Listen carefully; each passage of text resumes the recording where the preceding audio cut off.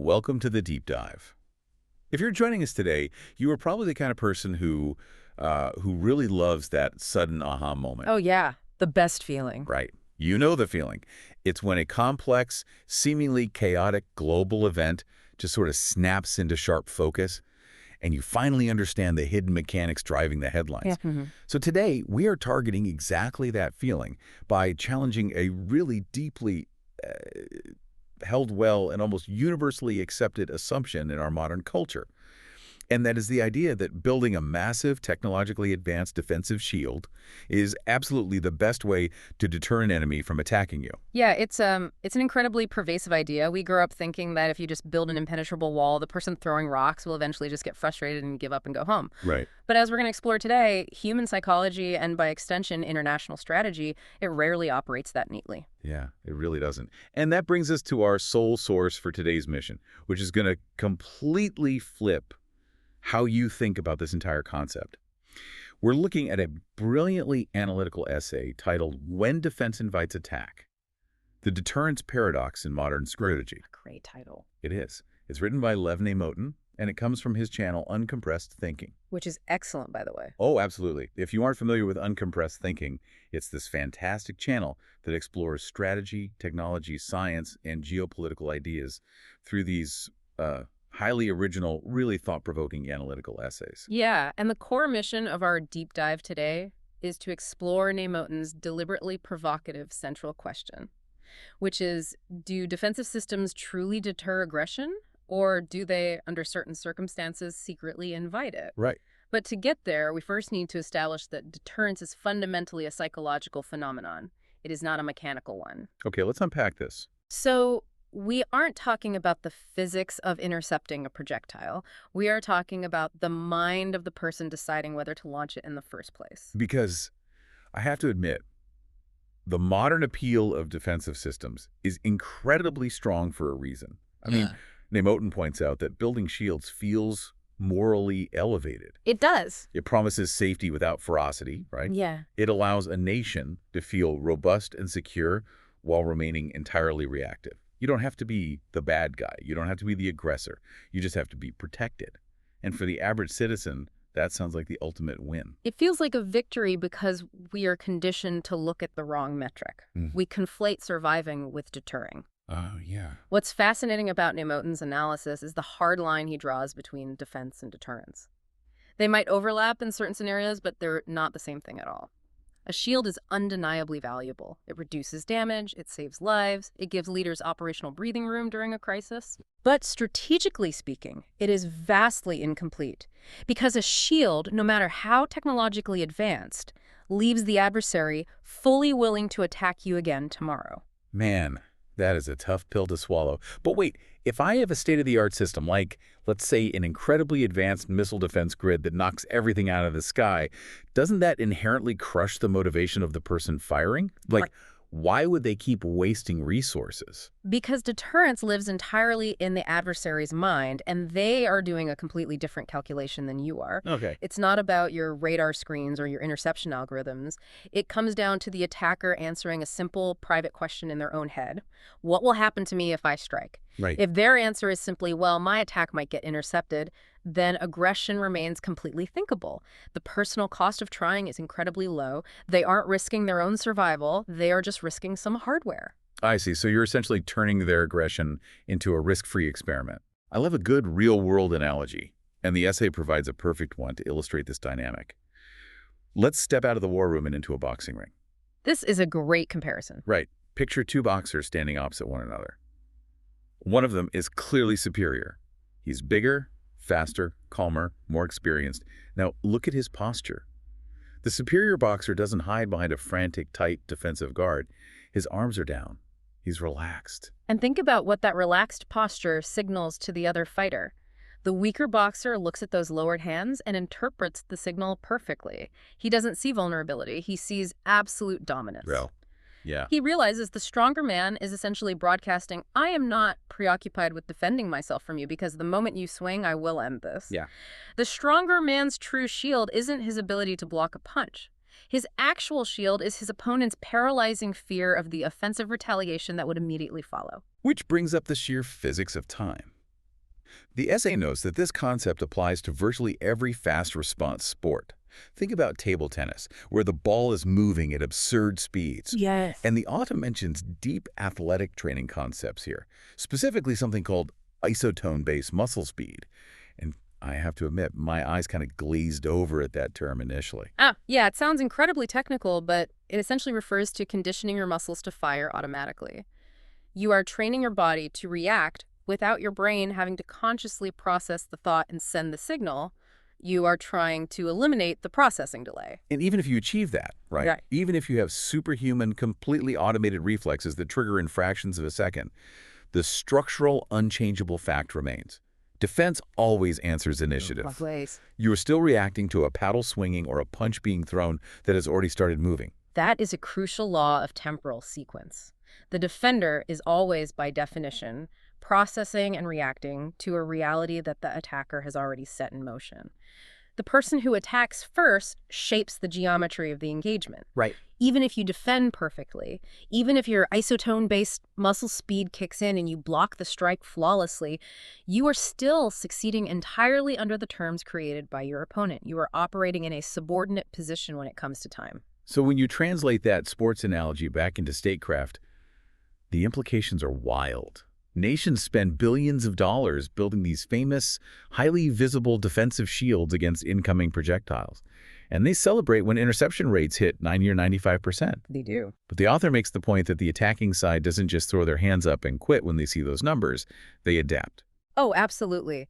They view your shield as an engineering problem, not a stop sign. They study those interception rates. They calculate the saturation possibilities. They sit down and figure out exactly how many missiles they need to fire simultaneously to overwhelm the system's processing capacity. Because no system is perfect. Right. They know that technological perfection is a myth. And once that realization sets in, the dynamic shifts dangerously. The shield inevitably stops being an impenetrable wall and becomes a filter. And a filter, by its very definition, is designed to let some things pass through. So the attacker completely stops asking, will all my projectiles hit the target? And starts asking, will enough of them get through the filter to make this worth the cost of the launch? Exactly. And here is where Neymotin's essay gets genuinely chilling. Attackers often do not need a total, sweeping battlefield victory to achieve their goals. They just need what the text calls symbolic persistence. Symbolic persistence is a powerful concept. Let's say the attacker fires 100 projectiles, and your incredible billion-dollar shield knocks down 95 of them. You might view that as a massive defensive success. Sure. But those 5 that get through the filter, they cause a few casualties, they force air raid sirens to wail across a major city, they shut down the local economy for a day, and they generate a global headline with a photo of smoke rising above a skyline. Yeah. For many adversaries, that entirely counts as a win. It achieves their political or psychological goals of projecting power and sowing fear. Which means, and this is the absolute core of the deterrence paradox we promised to explore, in that specific scenario, having an excellent defensive shield actually normalizes aggression. It does. It turns war from a catastrophic, unthinkable gamble into a manageable, partially filtered, everyday event. The defending state has solved for survivability, which is obviously vital for the people living there, but they have left the enemy's motivation completely uncrushed. They are merely managing recurring episodes of aggression instead of preventing them from happening in the first place. And you can see governments using language that actually obscures this reality. The text explicitly calls out modern political buzzwords that you hear on the nightly news all the time. Words like resilience, layered defense, calibrated escalation. These words are incredibly popular right now. They are popular because they sound incredibly comforting. They project an image of calm, responsible management. But Neymotin explains how this specific language anesthetizes strategic thought. A nation starts to confuse its ability to absorb and survive an attack with the ability to deter one. Those are very different things. Radically different conditions. Surviving is a measure of defensive competence. Deterring is a measure of strategic success. When you lay it out like that, it makes me think about how history proves this point over and over again. The essay points to the Cold War as the ultimate example here, and I think it is worth spending a minute on this. We didn't keep the peace during the latter half of the 20th century by building a giant, impenetrable dome over the country. Not at all. During the nuclear standoff, stability absolutely did not come from perfect defensive shields. No serious strategist on either side of the Iron Curtain believed you could perfectly shield a massive population center from a coordinated nuclear assault. Right. The peace we experienced, as terrifying and psychologically exhausting as it was for the people living through it, came from the absolute certainty of mutual assured destruction. Offense stabilized the global system. It was the enemy's paralyzing fear of the catastrophic consequences of starting a war that kept the missiles in their silos. It wasn't the shield, it was the absolute guarantee of the sword. And this isn't just a modern phenomenon either. The essay brings up the Roman Empire, which I found fascinating. Rome had massive frontiers stretching across continents. You had things like Hadrian's Wall, sure. But Rome didn't keep peace simply by building a barricade around every single border village. They couldn't have, even if they wanted to. The geography was too vast.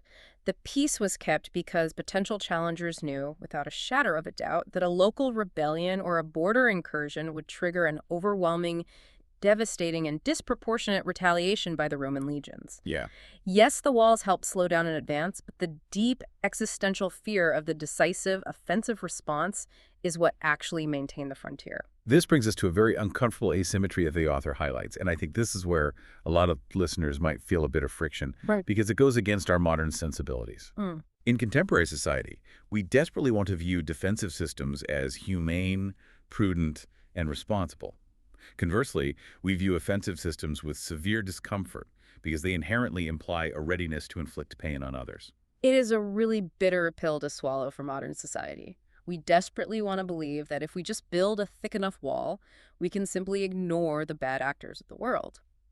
Admitting that we might have to actively threaten devastating violence to maintain peace feels like a step backward in our evolution, which is exactly why politicians use those comforting buzzwords you mentioned earlier.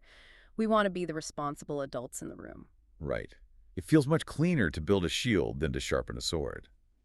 But the harsh reality that Neymotin points out is that the enemy doesn't care about our moral self-description. They do not operate in our internal moral framework. An adversary only cares about whether their aggression will succeed at an acceptable cost to themselves. So when a nation loudly broadcasts a purely defensive posture, it might feel highly civilized and morally elevated to its own citizens. But to them, To the adversary, it broadcasts something entirely different. It broadcasts weakness. It signals an open invitation to keep testing the perimeter. You are essentially telling them, we are preparing to withstand your blows. And what they hear is, your blows won't cost you everything. Keep swinging. So what happens to a state that relies too heavily on this defensive, purely reactive mindset? The author notes that they drift into a dangerous psychological trap. They become overly proud of their damage management. They hand out medals for resilience. Yeah. But by doing so, they are effectively quietly conceding the initiative to the attacker. The attacker gets to dictate the pace of the conflict. The attacker decides what day the sirens go off next. This naturally raises an important objection, and it's one we have to address. Doesn't leaning heavily into offense just provoke endless arms races? Doesn't it lead to hair-trigger miscalculations and unnecessary escalation? Right. If everyone is just threatening each other, doesn't the world become infinitely more dangerous? Exactly. And Neymotin addresses this directly with a vital caveat. The solution isn't just unhinged offense. It must be credible deterrent offense. Credible is the operative word there. What makes it credible? Credibility requires extreme, unwavering discipline. It requires a clear, publicly understood doctrine, unmistakable signaling, and strictly defined thresholds. The red lines you draw cannot be theatrical. They must be operational. Right, no bluffing. Force cannot be brandished vaguely or used as a political bluff. The adversary has to look at your posture and genuinely believe that your readiness is real and that the consequences of their actions are inescapable. A defensive doctrine that promises endless absorption quietly encourages aggression. But an offensive doctrine that no one believes will actually be executed is highly destabilizing and dangerous. You have to mean it. I love how the Uncompressed Thinking essay synthesizes all of this into a framework for a mature strategy. The author isn't saying we should scrap our defensive systems and abandon the shield entirely. No, not at all. A mature state needs both. The shield acts as operational mercy. It serves the citizen at the exact moment of impact, saving lives when things go wrong. But the sword is strategic warning. It serves the citizen before the impact ever occurs by ensuring the enemy never dares to launch. That is a profound and incredibly precise way to look at it. The shield protects against systemic failure, but the sword prevents the system from being tested in the first place. True strategy requires us to confront the harsh realities of statecraft honestly. If your entire posture says to the world, we can withstand your blows, the enemy hears, keep trying until you break through. Yeah. But if your posture unequivocally says your very first blow will trigger intolerable consequences for you, the enemy hears something entirely different. They hear a firmly closed door. And closing that door is the ultimate goal. So, as we wrap up this deep dive into Lev Neymotin's essay from Uncompressed Thinking, let's recap the core aha moment we promised you at the talk of the show. Defense operates downstream. It lives in the moment after the danger has already begun, after the missile is airborne, after the initiative has been fully surrendered. Exactly. Deterrence operates upstream. It lives in the moment before the danger begins.